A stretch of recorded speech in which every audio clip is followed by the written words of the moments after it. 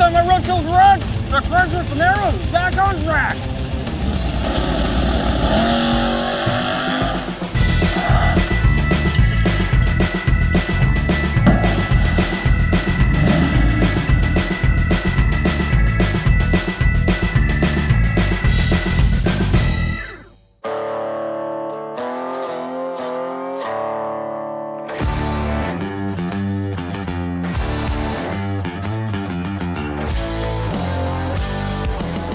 Behold the glory! Oh yeah, it's beautiful. The Crusher Camaro, our most historic project vehicle, actually. Do you know this thing's been around Hot Rod Magazine for now 25 years? Well, yeah, you saved it from the Crusher. I know. Let me give you a rundown of what the Crusher Camaro is, aside from a 1967 Chevy Camaro. The engine that we're dealing with here is 400 cubic inches of Blueprint Engines long block. It's a crate motor. However, we changed the cam in it. It's got a Comp Cams 242 at 50 hydraulic roller, and we put a tunnel ram on the thing. You can see it in the very first episode of Engine Masters, where it made a little bit more than 550 horsepower. Now, the transmission is a Turbo 350 from Gearstar, and it is full manual reverse valve body. It's got a yank converter in it that will go to 5,000 RPM stall. It's got a trans brake, and out back, we've got a Mosier aluminum center section with a spool and 457 gears. This thing's basically stock suspension, leaf spring slapper bars, QA1 shocks all the way around, and a 29-inch slick on the back. And man, am I hoping it runs better than its previous best of 1076. So why is the hood open? Yeah, then it sat at my house for a couple years, which, by the way, is why we're here at my place instead of Steve's this time. This will be the first Roadkill Garage that we haven't shot at Roadkill Garage. Yeah. We're gonna wrench on this thing here because the problem is it has no oil pressure. You sure about that? Two different gauges agree that it has no oil pressure, so we got to figure out what's up with that. I don't know what this episode is going to hold. You're going to see us troubleshooting, trying to figure out why it has no oil pressure, and that might mean getting the engine out of the car. It might mean a new engine. I don't know how trash this thing could be. I don't know if I made a full pass with it with no oil pressure. I bet you it's okay. Yeah, probably. I could be wrong. I hope so. So take the hood off. Yeah, let's get started.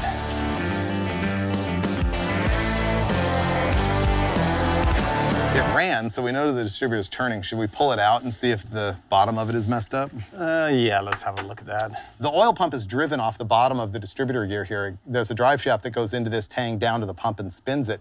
One thing I'm seeing, Steve, is look at the wear pattern on that gear and tell me what you see. The first thing I'm noticing on the gear of that distributor is that the contact wear pattern where it meshes with the camshaft is not on the entire sweep of the gear tooth. It's just showing silver right at the end. And I noticed that that's a slip collar distributor, meaning that it has a collar on it that can be loosened so the distributor can be moved up and down. I wonder if the distributor kicked up. The distributor might have been too high from the get-go, barely engaging the tang here. Yep.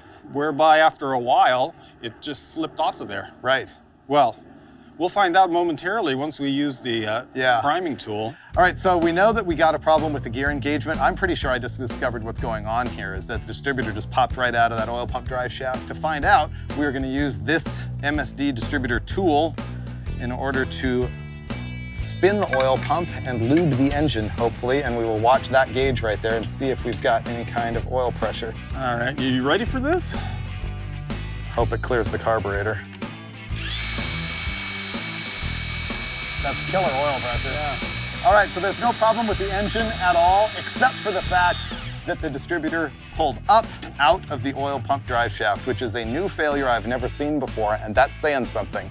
Yeah. Now, the concern is how much did I drive it with no oil pressure at all, and how destroyed is the engine? So I think we need to drain the oil and look at it, and take the oil filter off and cut it open and look at it. If there's no bearing material in it, I think I'd be confident that it's okay, and it's encouraging that we had a considerable amount of oil pressure on the gauge when we were priming it. Oh, totally. The motor is great. Yeah.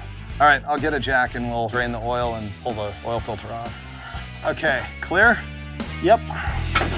Ooh, that was a fast drop. Will you check the drain plug, Steve, and see if that's just moly or if it's a bunch of goop? I mean, I've got nothing that says death yet, but I'm not making a judgment call yet either. That's just a bunch of moly lube. Okay, good. Where is the plug? Here. Thank you. I think. Oh, you didn't clean it off? I did. Well, I could have cleaned it off better, but. Or at all. All right, here we go with filter. This oil's all looking pretty sweet. Oh, If you dodged the bullet on this one, Freiberger, I'd go get a lottery ticket now. I know. Remember when we had that Cadillac 500 powered Gremlin and we went out and we loved that Gremmy to death and it was the greatest vehicle ever made? And then I over-revved it and it started rod knocking. We thought it might be okay until we chiseled apart the oil filter and took it apart and it was full of bearing material. Well, hopefully that's the only time you're gonna see that scene on Roadkill Garage, because we're about to cut this thing apart and find out if the Crusher Camaro engine is dead or if it will live. I think it'll be okay. Okay, Freiberger, I can't look. Okay, here we go. Dude, we got away with this. Yeah, that's fine. There's nothing wrong with that. I know. Yeah, woo! The motor is still good. That is a relief.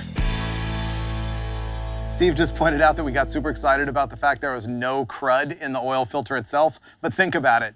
If that distributor pushes up out of the block and disengages with the oil pump, then the oil pump is not turning, which means the oil is not being circulated through the filter. And so at the point which the bearings could potentially be damaged from no oil pressure, it's also not moving crud into the filter.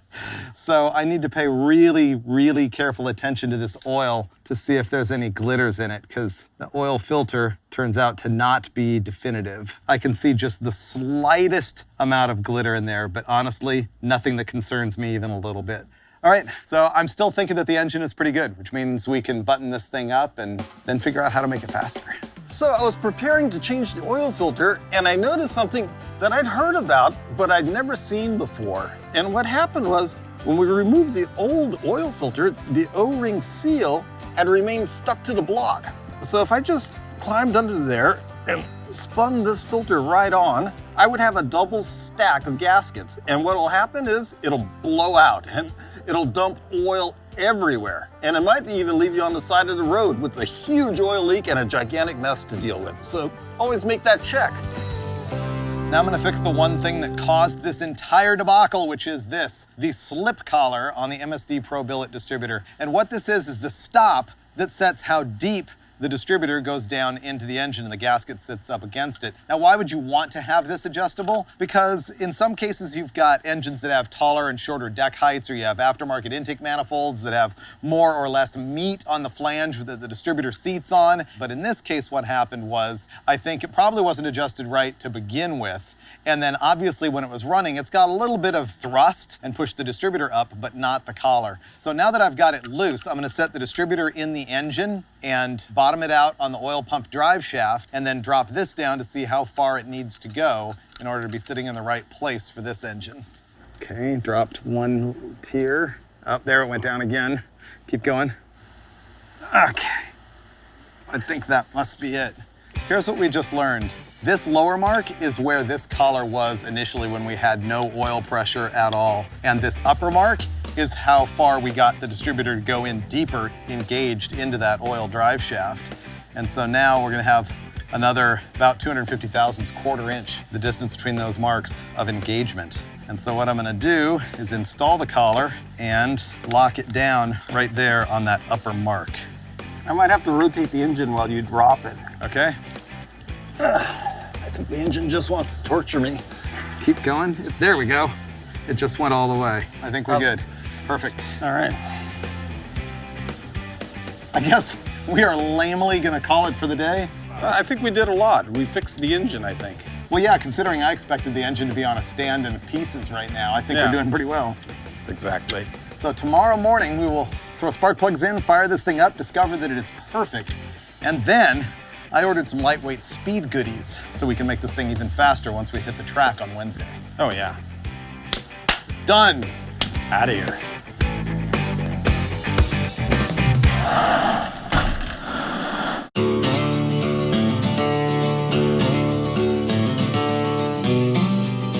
World's loudest cat.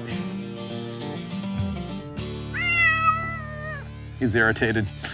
Happy morning. It's already like 13 degrees or something like that. It's hot here. I know. How come we're not up at your shop in the air-conditioned comfort? No, maybe next time. Let me talk about spark plug heat range. So the plugs that were in it, which you can see right here that are super black, were heat range 10. On NGK, the higher the number, the colder the plug, the lower the number, the hotter the plug. What it is it's the distance of the cooling path between the tip of the electrode all the way into the water jacket. If you look at this number 10, you can see that it's very, very shallow in there. If you look at the number 8, you can see there's a much longer path from the tip all the way over here to the threads. I would run a 10 with a lot of boost or nitrous or compression. This engine is 10-to-1 and has no power adder, so this 8 is gonna be my pick. Dulcich?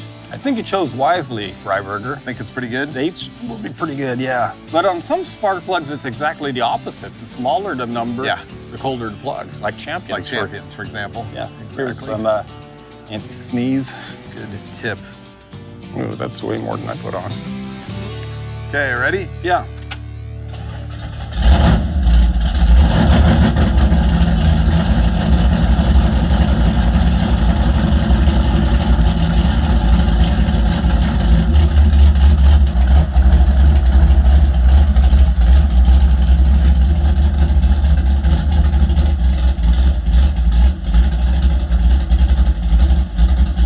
All right, I set it at 33 degrees total. You saw he wasn't revving it up. It's because this distributor is locked out. It has no advanced curve in it at all. So the timing is the same at idle as it is at, 7,000 RPM. Seems fine. The oil pressure seemed good from what I could see. Yeah, the oil pressure, I was watching that gauge too. I think we can put the electric one back on. Yeah. And then we're done with the engine. We can move on to the other speed goodies. So we're gonna try and go quicker by being lighter, and specifically by being lighter from the brake assembly out. I'm gonna try and run a lighter wheel, and of course, this much lighter Wilwood drag racing disc brake assembly. Now, by removing weight out here, I'm doing two things. One, removing unsprung weight, and of course, overall weight in the vehicle. And second of all, rotational weight, because all of this stuff spins. I have to reprimand you and advise you that you really should not use this on the street. These are designed just for drag racing stops. They cannot handle repeated stops because, see, it's not even a vented rotor. This is the disc brake rotor right here, as compared with the stock one, where you can see that there's two rotors separated by a whole bunch of vanes. That's for cooling, to prevent warping. This is much lighter, but it is not for street use. And it also has a two-piece hub, nice billet aluminum center hub, a very lightweight caliper, not designed for more than 1,200 PSI, and some lightweight brackets. One of my big goals at the track tomorrow with this whole lightweight conversion is wheelies. I want to find out if we can actually hang the hoops. It's gonna be cool. So the first thing I'm gonna do is open up the inner wheel bearing seal here, and that is gonna tell me quite a bit about whether this is gonna work or not. That looks correct, Dulcich. I think we're gonna be pretty good. Okay, I just verified that the inner wheel bearing seal and the wheel bearings out of this kit match up to this spindle. So now if we can make the caliper mounting bracket work, home run. Okay, so this is gonna weigh almost 37 pounds, 36.5 pounds. And one of these, shoes, hat. Wow, that is 14.5 pounds. So 36 times 2 is 72 pounds. That's 44 pounds off the nose of this thing. That is a big deal. I'm happy with that. What do you think, Dulcich? I think it's gonna be great. Yeah. Okay, so I'll pack the wheel bearings, install the seals, and I'll just feed you parts so you can slam it together. Perfect.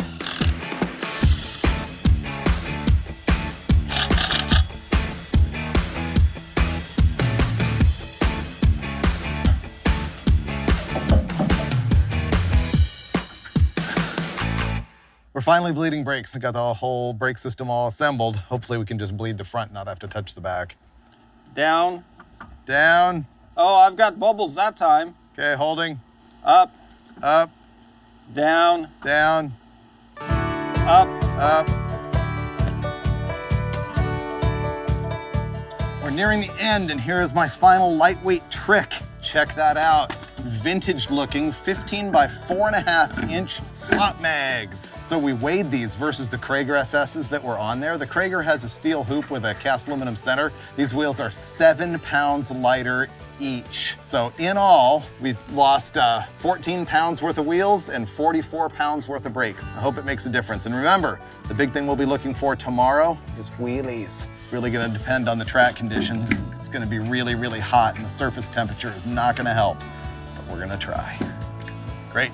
You always gotta make sure that the wheel doesn't actually hit the caliper. Even on a combination like this, it can sometimes happen. Coming down.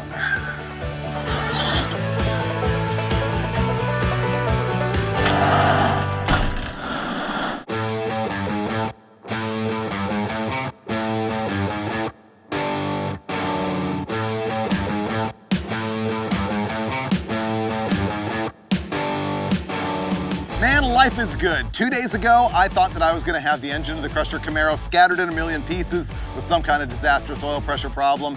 But today, here I am at Auto Club Famosa Raceway, just north of Bakersfield, California, and I've got the potential to make the Crusher quicker than it ever has been. Right now, it is about 7:15 in the morning. We talked these guys into coming out and starting to prep the track at 6 a.m. because it is forecast to be like 105 degrees today. And with every degree of temperature that rises, my odds of success on a quick ET go down. So as soon as they get this thing all scraped off and glued up, we're gonna be on track, crossing our fingers for wheel stands and 1050s.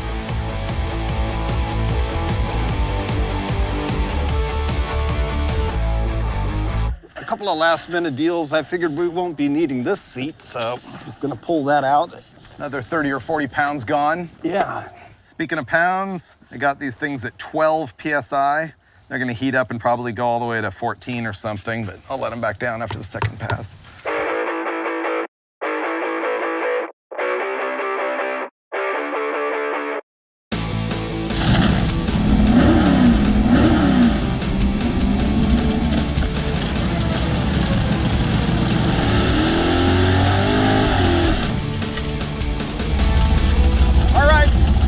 Pre-stage, we've got the pre-stage light on. Now remember, the reaction time doesn't matter. We're just going for a time slip. He's staged.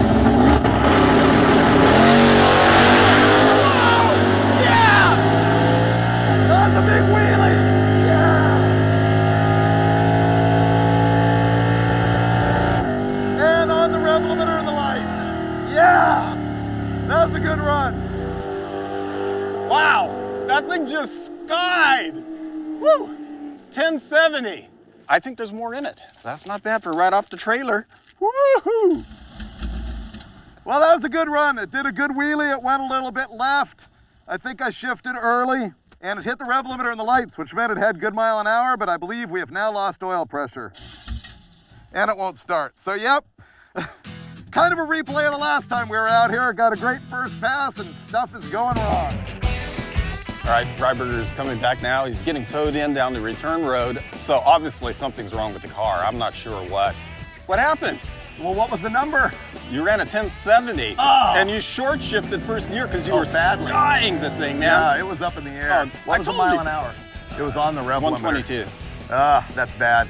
I think it kicked the distributor completely out of it because it lost oil pressure and it won't start. Let's get it over under the tent. All right, I'll start pushing.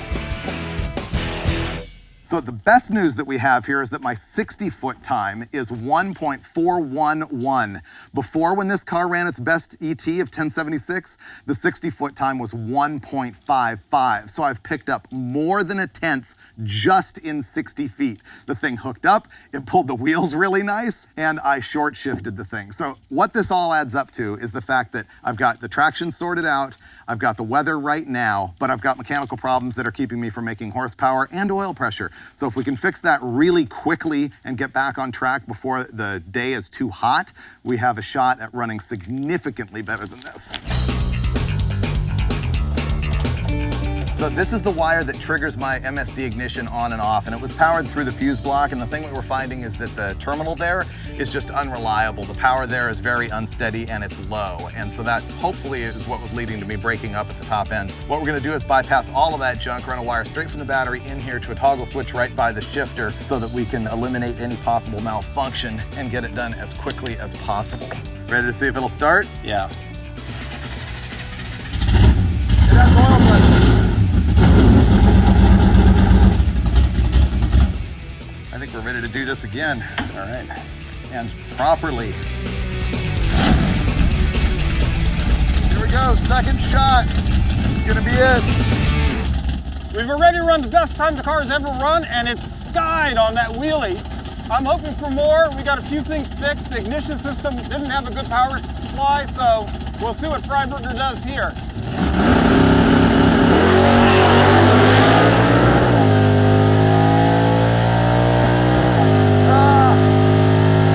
I think he stepped on the limiter a little bit on the 1-2 shift.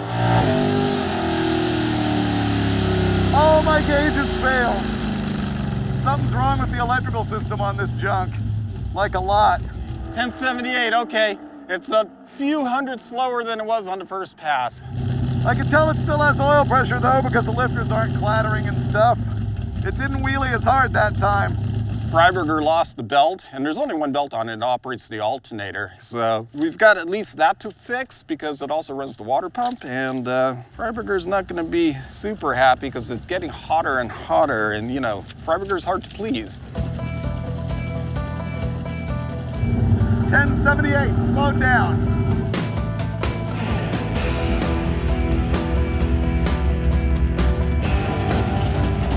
All right, you lost your fan belt, which runs your water pump. What's your temperature?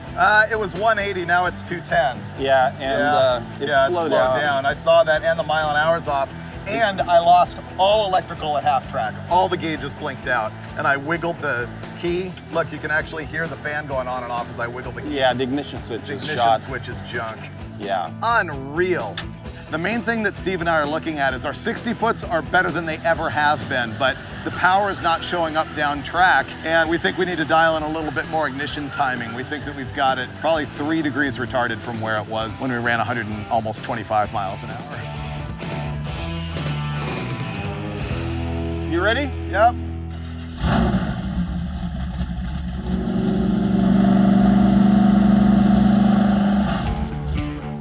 We're ready for our third attempt as the ambient temperature approaches 90 degrees. Now, we've done what I always chastise Dulcich for, what I hate doing, changing more than one thing at the same time, trying to see a performance difference. We've advanced the ignition timing. It's got 36.5 degrees in it now, whereas it had 34 in it before. The second thing that I changed is I raised my starting line RPM from 4,000 to 4,300. And I've got my tire set back to 12 PSI, so we'll give it another shot. Hopefully it'll hook and carry the tires higher than ever before, and finally run an ET quicker than 10.70. Wow, that sounded pretty strong in the burnout box. I hope we picked up a little bit of horsepower with our adjustment. This is going to be a hopeful run because we're battling the rising temperature.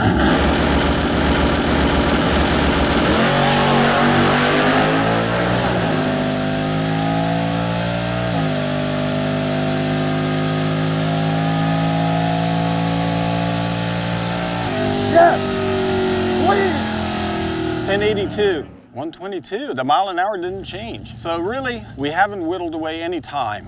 That was the cleanest run I've had. Great.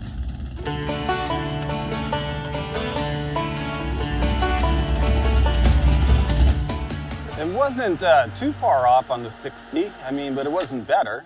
Yeah, it's just slowing down. What did you determine from the driver's seat here? It felt like the cleanest pass ever. It didn't feel like the best 60-foot, but as far as hitting shift points and never hearing a misfire and everything functioning, it seemed like it was just what it needed to do. Yeah, the mile an hour is down even at the 8th mile. It's not running 100 miles an hour anymore. It's running 98.9. Oh, wow, that's a big drop. That's Timing not did bad. nothing for us. Timing did nothing. Mm-hmm.